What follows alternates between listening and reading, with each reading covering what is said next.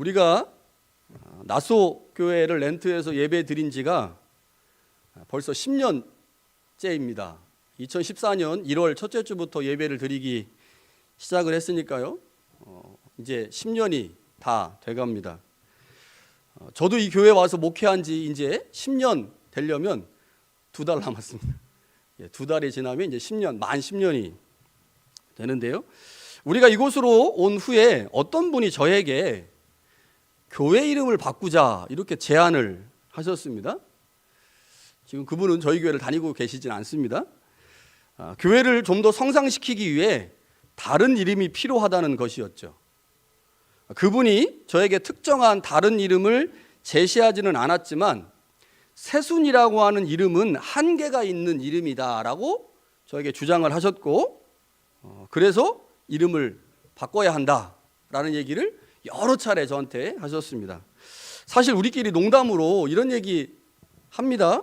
이제 나무가 되어야 하는데 우리는 맨날 새수냐, 언제 나무 되지? 이런 얘기를 우리가 그냥 농담처럼 하곤 하죠.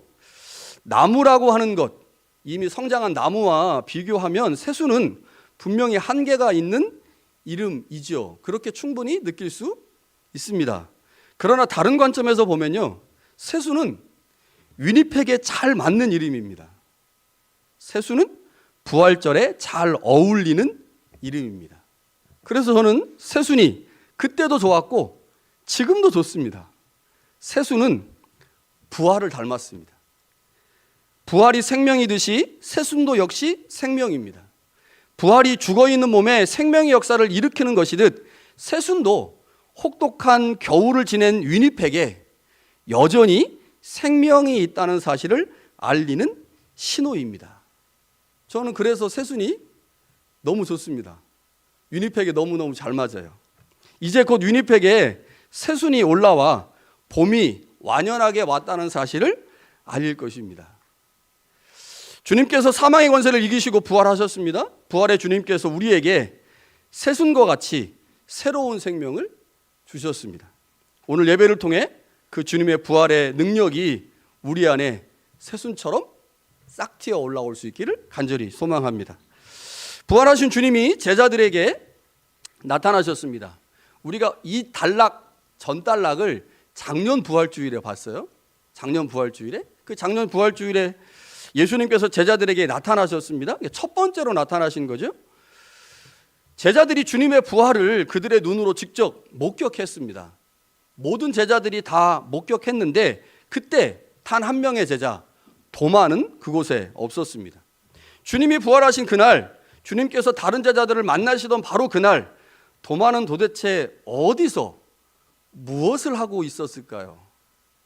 주님이 부활하신 이 부활주일 우리 다 예배하고 있는데 혹시 안 나오신 분은 어디서 무엇을 하고 계실까요?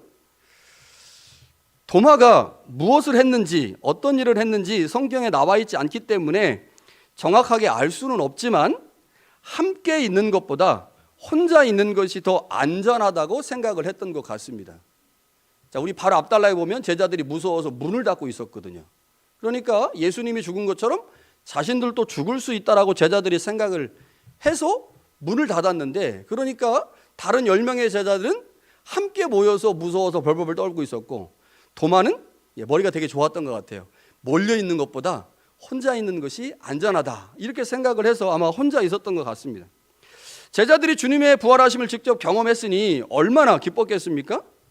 그들은 그곳에 도마가 없다는 사실을 알았고 주님의 부활에 관해서 도마에게 전해주고 싶은 마음이 생겼습니다. 제자들이 얼마나 열심히 도마에게 주님에 관해서 말했는지, 주님의 부활에 관해서 얼마나 열심히 설명했는지 자세히 성경에 나와 있진 않지만 분명히 만나서 우리가 말이야 예수님을 만났어, 그의 손에 못자국이 있었고 그의 옆구리에 상자국이 있었어, 이렇게 설명하지 않았겠습니까? 그런데 그 설명을 들은 도마가 제자들의 말을 믿지 못했습니다. 주님의 부활을 직접 내가 보지 못하고는 나는 주님의 부활하심을 믿을 수 없다라고 얘기를 했죠. 사실 예수님을 만나기 전에 제자들도 도마와 별반 다르지 않았죠. 도마는 머리가 좋아서 혼자 숨었고 나머지 10명의 제자들은 같이 숨어 있었습니다. 주님께서 제자들을 첫 번째 만나서 그들에게 하신 행동들을 보면 도마에게 하신 행동과 거의 같습니다.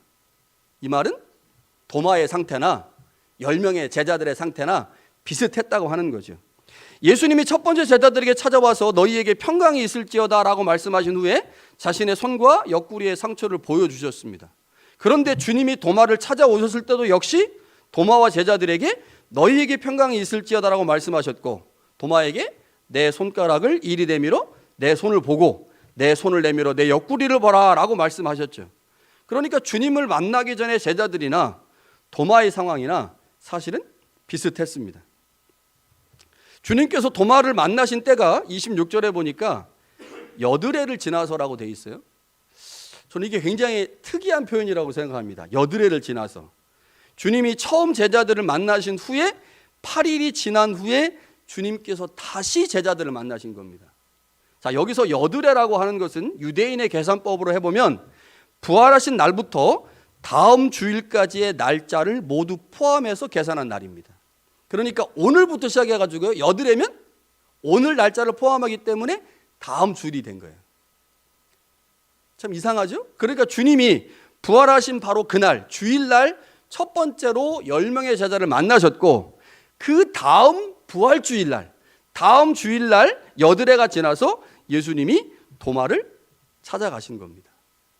그러니까 주님은 부활절에 첫 번째 제자들을 만나셨고, 그 부활의 능력을 다시 도마에게 알려주시려고 평일날 가지 않으시고 주일날 굳이 도마를 찾아가셔서 도마에게 내가 부활한 주님이다라는 사실을 알려주신 거죠. 주님은 부활하신 첫 번째 주일에 10명의 제자에게, 그리고 다음 주일에 도마를 포함한 11명의 제자를 만나셔서 두 번의 주일을 통해 주님이 분명하게 부활하셨다고 하는 사실을 알려주셨습니다. 27절에 주님은 도마에게 자신의 몸을 만져라고 말씀하시면서 이렇게 말씀하시죠. 믿음 없는 자가 되지 말고 믿는 자가 되라. 도마도 다른 제자들처럼 부활하신 주님을 직접 본 후에 주님이 진짜 부활했다는 사실을 알고 주님을 향해 나의 주님이시며 나의 하나님이십니다 라고 고백합니다. 그 고백을 들으신 주님께서 도마에게 너는 나를 본고로 믿느냐? 보지 못하고 믿는 자들은 복되다 라고 말씀하시면서 도마와 또 다른 어떤 사람이 존재하고 있다는 사실들을 이야기하시죠. 자, 우리가 오늘 본문의 말씀 중에 주목해서 보아야 될 것이 있습니다. 그것은 보지 못하고 믿는 자들입니다. 이 보지 못하고 믿는 자들이 도대체 누굴까? 자, 주님은 보고 믿는 자들이 있고 보지 못하고 믿는 자들이 있다라고 말씀을 하죠. 자, 그러면 보고 믿는 자는 누구겠습니까? 보고 믿는 자는 당연히 도마겠죠. 도마는 보고 믿었잖아요. 제자들도 어떻습니까? 보고 믿었어요.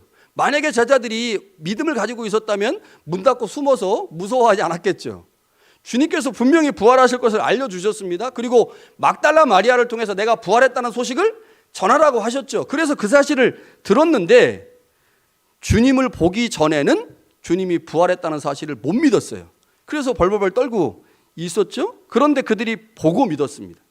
그런데 주님께서 보고 믿은 자들이 있고 보지 못한데도 믿는 자들이 있다라고 말씀하시면서 보지 못하고 믿는 자들은 더 복된 사람이다 라고 말씀을 하셨다는 거죠. 자, 이게 무엇을 의미하는지를 좀 생각해 보려면 도마라고 하는 이름의 뜻을 좀 생각해야 됩니다. 이 도마라고 하는 말은 다른 말로 이제 디두머라고도 불리는데, 디두모는 헬라식 이름이고요, 도마는 히브리식 이름입니다. 그러니까 헬라식으로도 히브리식으로도 다 써놨는데 이 뜻이 중요해요. 뜻이 뭘까요?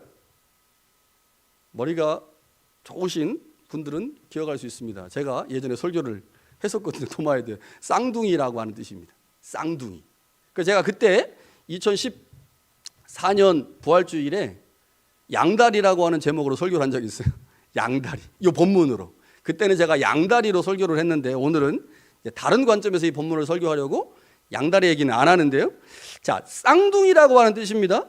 자, 그렇다면 도마에게 다른 형제가 있었다고 생각해 볼 수 있겠죠. 다른 형제가 있다. 자, 그래서 학자들은요, 이 이름의 뜻 때문에 도마가 실제로 쌍둥이였고 다른 형제가 있었을 거라고 생각하는 학자들도 있습니다. 그러나 성경은 그 어디에도 도마가 쌍둥이였고 그의 다른 형제가 있다라고 언급하지 않기 때문에 진짜로 쌍둥이가 있었는지 아니면 이 쌍둥이라고 하는 이름의 뜻으로 우리에게 무엇인가 전달하려고 하는지는 잘 모르겠죠. 그러나 저는 그렇게 중요하다고 생각하지 않습니다. 실제로 쌍둥이가 있었는지 없었는지는 중요하지 않고 도마의 이름의 뜻이 쌍둥이였다라고 하는 것이 중요하다고 생각을 하는데요. 자, 주님은 도마에게 보고 믿는 자와 보지 않고 믿는 자를 말씀하셨습니다. 그러면 보고 믿는 자는 분명히 도마겠죠. 그러면 보지 못하고 믿는 자들은 누굴까요? 자, 이것을 이해하려면 17장 요한복음 17장 20절에 가서 주님이 하신 말씀을 기억해야 합니다. 내가 비옵는 것은 이 사람들 즉 제자들만을 위함이 아니요 또 그들로 말미암아 그들의 말로 말미암아 나를 믿는 사람들도 위함이다 라고 주님께서 기도합니다. 자, 요한복음 17장은 예수님이 세 가지의 기도 제목을 가지고 기도하시는데요. 첫 번째는 예수님 자신을 위해서 기도하시고, 두 번째는 제자들을 위해서 기도하시고, 세 번째는 제자들의 말로 말미암아 제자들로 말미암아 예수님을 믿게 될 사람들을 위해서도 기도하십니다. 이게 예수님의 이제 마지막 세 번째 기도 제목인데요. 그러니까 예수님은 제자들로 말미암아 새롭게 교회라고 하는 공동체가 만들어지게 될 것을 알고 그들을 위해서 그들도 역시 믿음의 사람들로 세워지고 그들도 역시 하나님과 내가 하나 된 것처럼 그들도 우리와 하나 되게 해달라고 예수님께서 기도를 하십니다. 자, 그렇다면 예수님께서 말씀하신 보고 믿는 자가 도마였다면 보지 않고 믿는 자들은 누구를 말하겠습니까? 바로 이들이겠죠. 예수님께서 기도하신 제자들의 말로 말미암아 예수님을 믿게 될 사람들, 더 구체적으로 말하면 요한복음의 첫 번째 독자들입니다. 요한복음의 첫 번째 독자들, 제자들이 세운 교회 공동체의 구성원들이 보지 못하고 믿는 자들이죠. 여러분, 도마가 어떻게 예수님을 믿었습니까? 주님의 고난의 증거를 확인한 후에 예수님을 믿었습니다. 지금 자신 앞에 있는 부활의 주님이 바로 고난받으신 주님이라는 사실을 확인한 후에 도마는 주님에 대한 믿음이 생겼죠. 그리고 주님을 향해서 나의 하나님이라고 고백합니다. 여러분, 그렇다면 요한복음을 읽고 있는 독자들이 어떻게 보지도 않은 주님을 믿을 수 있었을까요? 먼저 목격한 사람들의 증언 때문입니다. 먼저 목격한 사람들이 사실처럼 그 일을 증언해 줬어요. 제자들이 본 것을 마치 그들이 본 것처럼 설명을 해줬기 때문에 요한복음을 읽고 있는 독자들은 그들에게 전해준 제자들의 말을 전적으로 신뢰했고 그 말로 인해서 예수님의 부활하심을 믿게 됐다는 거죠. 지금 주님께서 말씀하신 복된 자들, 그들은 어떤 자들이냐? 제자들의 증언만으로도 주님에 대한 믿음을 갖게 된 자들입니다. 이게 쉽지 않은 거예요. 말을 듣고 모두를 믿어버린다. 이게 쉽지 않은 거죠. 여러분, 우리도 역시 요한복음의 독자들처럼 주님의 부활을 직접 목격하지 못했습니다. 우리 중 한 사람도 그 예수님의 역사적 현장에 서 있지 못했습니다. 그러나 우리는 11명의 제자처럼 예수 그리스도의 부활하심을 믿고 증인으로서의 삶을 살아가죠. 우리도 요한복음의 독자들처럼 부활하신 주님을 믿습니다. 부활하신 주님께서 우리를 위한 하나님의 어린 양이었다는 사실을 고백하죠. 우리가 어떻게 주님을 믿게 됐습니까? 부활을 증언해 준 사람들 덕분입니다. 부활을 증언해 준 사람 덕분이죠. 그렇게 부활의 복음은 보지 못했지만 믿는 사람들의 증언을 따라 우리까지 전해진 거예요. 예수님의 부활을 경험한 11명의 제자가 그 부활을 목숨 걸고 전했습니다. 그들의 목숨 건 신앙을 보고 그들을 신뢰함으로 보지 못한 자들이 복음을 믿게 됐어요. 부활을 알게 됐습니다. 그렇게 우리에게 그 복음이 전해져 내려왔죠. 그래서 우리도 예수님의 부활을 직접 보지 못했지만 그 부활을 믿고 또 다른 사람들에게 증언해 주죠. 여러분, 그렇게 우리 안에 복음의 능력과 부활이 오게 된 거죠. 눈으로 보지 못했지만 주님의 부활을 믿는 것은 정말로 큰 복입니다. 우리가 살아가는 이 세상은 두 가지 세계관에 의해서 움직이고 있습니다. 여러 가지 세계관이 있겠지만 저는 두 개의 세계관이 가장 중요하다고 생각하는데요. 하나는 실증주의 세계관입니다. 실증주의 세계관. 사실이라고 밝혀져야만 진리라고 믿는 세계관을 우리가 가지고 있어요. 그래서 이것이 진짜냐 아니냐, 이거는 이게 과학적으로 증명됐느냐 안 됐느냐를 가지고 사실과 거짓을 따지죠. 또 다른 하나는요, 과학주의적 세계관입니다. 그러니까 하나는 실증주의 세계관이고 하나는 과학주의 세계관. 이 두 세계관이 연결되어 있어요. 그래서 현대인들은 과학에 의해서 증명된 사실만을 믿으려고 합니다. 여러분 다 그렇죠? 저도 그래요. 과학적으로 증명되지 않으면 안 믿으려고 그래요. 그러니까 누가 말한 거 가지고는 신뢰를 못 합니다. 그게 진짜로 그런 거냐? 과학적으로 그게 증명된 거냐라고 자꾸 우리는 따져 묻죠. 그게 실제냐라고 이제 묻습니다. 여러분, 이러한 세계관에서 증명할 수 없는 것들, 영적인 것들, 신앙의 영역들, 여러분 이거 믿기가 쉽지가 않습니다. 우리가 가지고 있는 세계관이 그렇다는 거예요. 실증주의와 과학주의적 세계관 안에 살고 있기 때문에 과학적으로 증명되지 않은 것들을 믿지 않으려고 하는 세대가 이 세대거든요. 이러한 세대 가운데 우리가 눈으로 보이지 않는 것들, 영적인 것들, 신앙의 영역 안에 있는 것들을 믿을 수 있다고 하는 것, 이거 정말로 쉽지 않습니다. 그러나 우리는 실증주의와 과학주의가 지배하는 세계관 속에서도 주님의 부활하심을 믿습니다. 여러분 믿습니까? 여러분 모두 복된 자들입니다. 하나님 앞에서 복된 자들이에요.